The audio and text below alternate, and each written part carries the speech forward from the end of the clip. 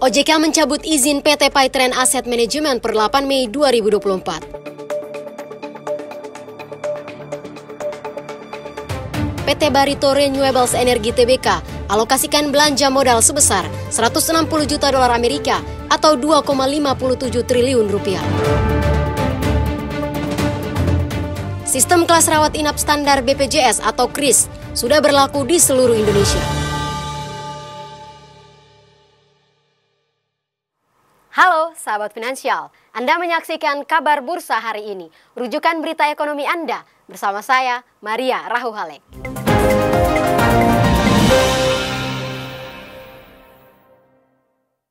Otoritas Jasa Keuangan secara resmi telah mencabut izin usaha PT Paytren Asset Management per 8 Mei 2024.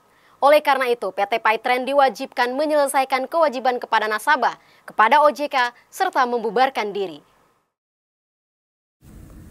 Setelah melakukan pemeriksaan serta pengawasan lanjutan, Otoritas Jasa Keuangan atau OJK menjatuhkan sanksi administratif berupa pencabutan izin terhadap PT Paytren Asset Management berlaku mulai 8 Mei 2024. Mengutip siaran persnya, OJK menemukan 8 pelanggaran yang dilakukan oleh PT Paytren Asset Management, diantaranya kantor tidak ditemukan, tidak memiliki pegawai, tidak memenuhi komposisi minimum direksi dan dewan komisaris, tidak memenuhi persyaratan fungsi manajer investasi dan kecukupan minimum modal kerja bersih disesuaikan, serta tidak memenuhi kewajiban penyampaian laporan kepada OJK sejak Oktober 2022. Untuk itu, PT Paytren diwajibkan menyelesaikan kewajiban kepada nasabah selaku manajer investasi kepada OJK serta membubarkan diri paling lambat 180 hari sejak surat keputusan ditetapkan. Selanjutnya, PT Paytren Asset Management dilarang menggunakan nama dan logo perseroan untuk kegiatan lain selain yang berkaitan dengan pembubaran perseroan terbatas. Untuk diketahui, PT Paytren Asset Management melakukan kegiatan usaha sebagai manajer investasi syariah dan memasarkan produk reksadana syariah. Pada bulan September 2022, perseroan telah melikuidasi reksadana syariah PAM Syariah Liquid Dana Safa karena dana yang dikelola kurang dari 10 miliar rupiah. PT Barito Renewables Energy Tbk mengalokasikan belanja modal sebesar 160 juta dolar Amerika atau 2,57 triliun rupiah. Rencana pengeluaran akan bertahap mulai kuartal 2 hingga kuartal 4 tahun 2024.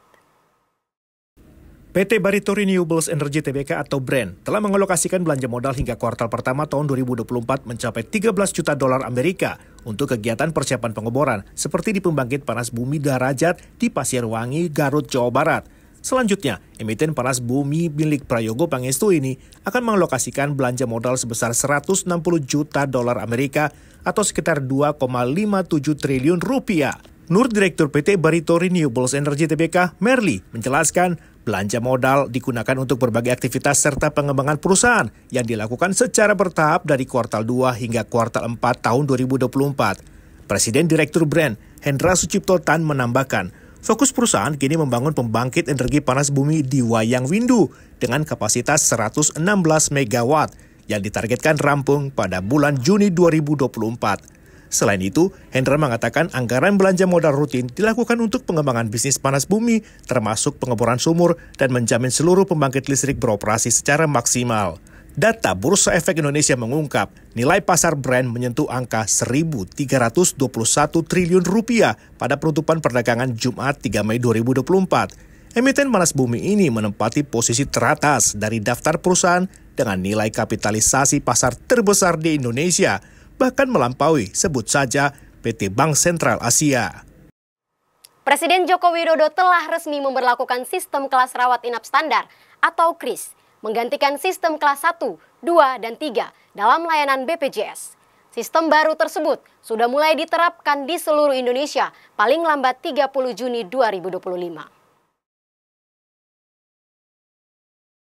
Perubahan sistem kelas diatur dalam Peraturan Presiden Nomor 59 Tahun 2024 tentang perubahan ketiga atas Peraturan Presiden Nomor 82 Tahun 2018 tentang jaminan kesehatan yang ditetapkan pada 8 Mei 2024. Perpres mengatur bahwa sistem kelas rawat inap standar atau KRIS menggantikan sistem kelas 1, 2, dan 3 dari Badan Penyelenggara Jaminan Sosial atau BPJS yang mulai berlaku di seluruh Indonesia paling lambat 30 Juni 2025.